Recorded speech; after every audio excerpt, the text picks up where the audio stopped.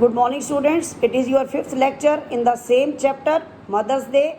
The family drama is going on. Still, mother has not got that respect which she deserves, and still conversation and chatting and argumentation of the family is going on. Yesterday, we left the story when Mrs. Fitzgerald, Mrs. Pearson, and George were discussing about this family clash.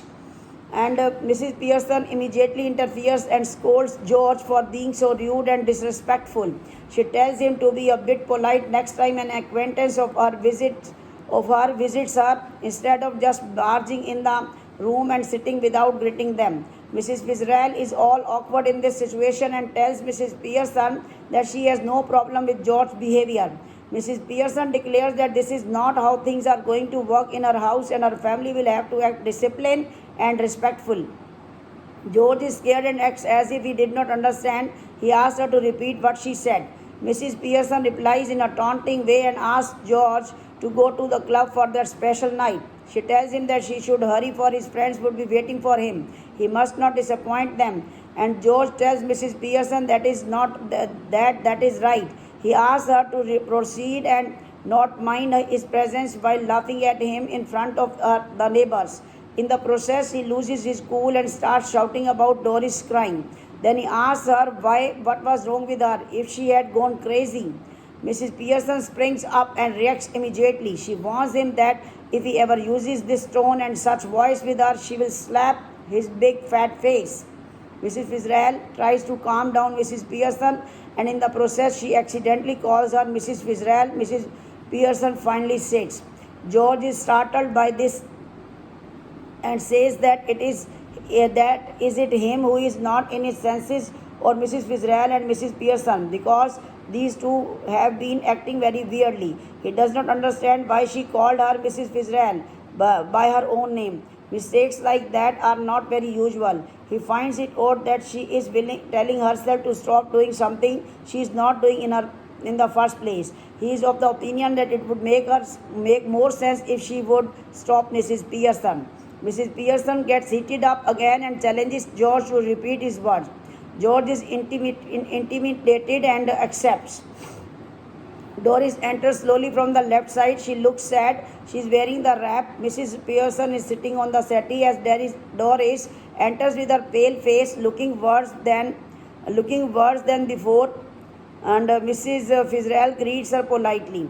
Though in a terrible state of mind, she greets her back. Mrs. Fitzgerald, again forgetting who she actually is now, she asks Doris about her plan with Charlie Spence. Doris, who is already annoyed, replies in an irritated tone and asks Mrs. Fitzgerald why she is so bothered about her plans. Mrs. Pearson, in a bid to continue what she has been doing all day, interrupts and stops Doris from behaving that way.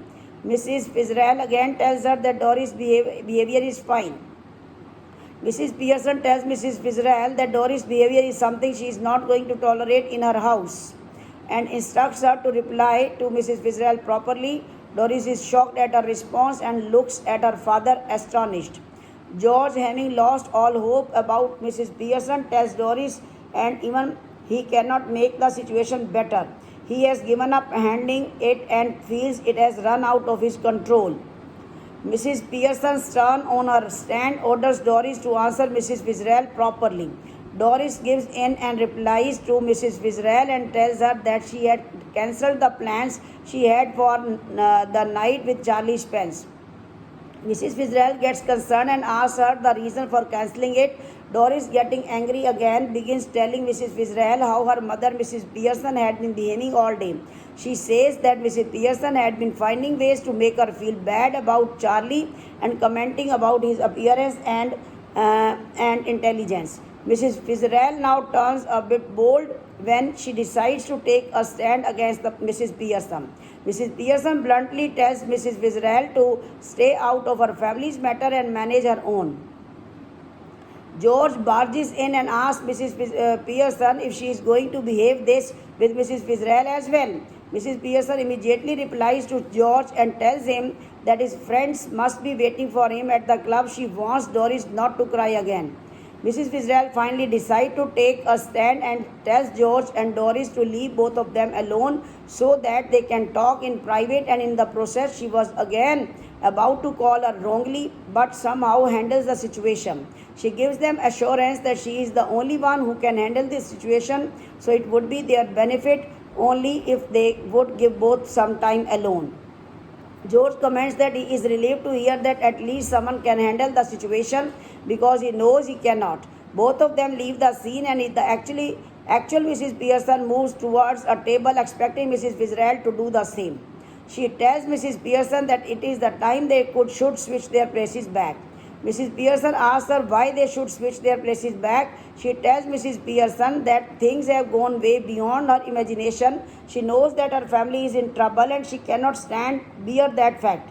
Thus, she wants them to change back to their original self. As she moves and sits on the other side of the table, she tells Mrs. Fitzgerald it would be better for them to have the taste of this medicine for a bit longer.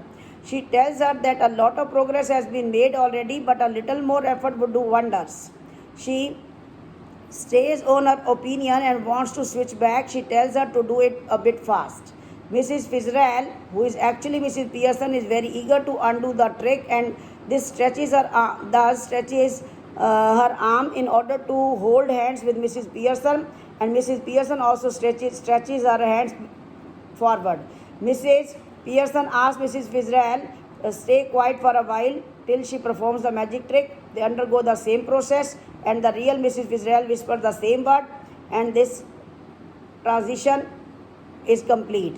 Mrs. Fitzgerald, who got to play the role of Mrs. Pearson, expresses that she had fun during the process. But Mrs. Pearson said that she did not enjoy it. Mrs. Fitzgerald warns Mrs. Pearson not to go easy on them again, otherwise all the efforts would go waste. She replies that she will try her best. She says that the time available to her was not satisfactory, as an hour and two of the same treatment would have a lasting impression. Mrs. Pearson let her know that she is certain of some change. All she is unsure about is how she will clarify things. She warns her not to go on apologizing for the treatment, as it would reverse the effect of all the hard work. Mrs. Pearson speaks up and says that it is easy for Mrs. Fitzgerald to say all those things because that is not her family. Mrs. Fitzgerald makes her aware that it was Mrs. Pearson who accepted that they are spoiled brats who did not appreciate her. Mrs. Pearson even said that she wanted things to improve. So, Mrs. Fitzgerald again emphasizes that any apology would bring them back to being rude to her. She goes on to the extent of saying that being dominating once in a while would keep them on track. She says that Mrs. Pearson can even test this if she wants. And she asks Mrs. Fitzgerald how they can test whatever she is saying. Mrs. Fitzgerald asks her to name one thing they are reluctant to do, but Mrs. Pearson wants them to. For example, staying at home once in a while. She adds that she also wants them to give her a hand in preparing the evening meal. If she further asks if there is anything she likes to do irrespective of whether they like or doing it or not, Mrs. Pearson hesitates at first but then tells Mrs. Fitzgerald that she likes to play rummy, and the game of cards she only gets to play on Christmas only. While moving towards the door, she once again emphasizes how important it is for Mrs. Pearson to be a little strict. Mrs. Pearson then calls George, Cyril and Doris inside, after which she leaves. Mrs. Pearson smiles at her family. Somehow relieved, they all smile back.